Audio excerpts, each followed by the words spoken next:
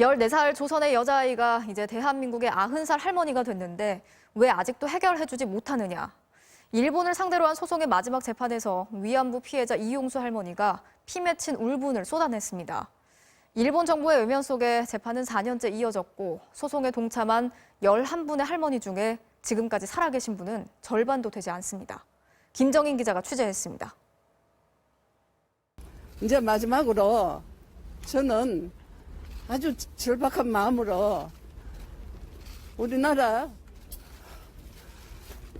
나는 조선의 아이였었어요. 조선의 아이가 대한민국에 늙어이로 이렇게 와서 이렇게 호소를 해야 됩니까?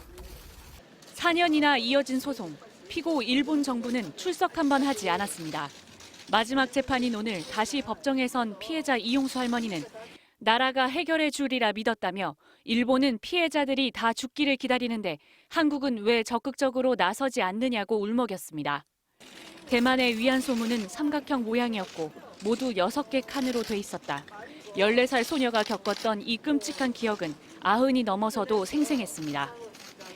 이 할머니는 또 지난 2015년 한일 정부가 맺은 위안부 합의에 대해선 엄연히 피해자가 있는데 말도 안 된다며 거듭 비난했습니다.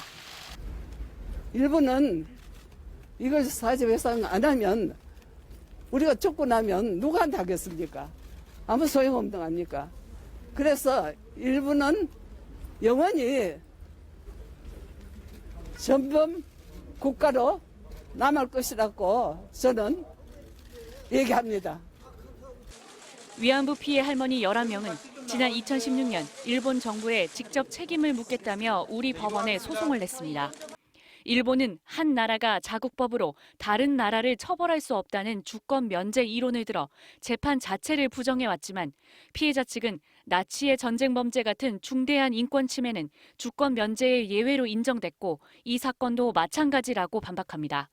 할머니들도 우리나라의 국민이고 기본권 주체로서 이분들이 마지막 두드리고 있는 이 법원의 재판문을 열어주십사라고 좀 부탁을 드렸습니다.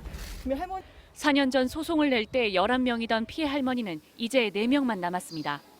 끝내 피고 없이 마무리된 이번 재판은 내년 1월 최종 결론이 내려질 예정입니다. MBC 뉴스 김정인입니다.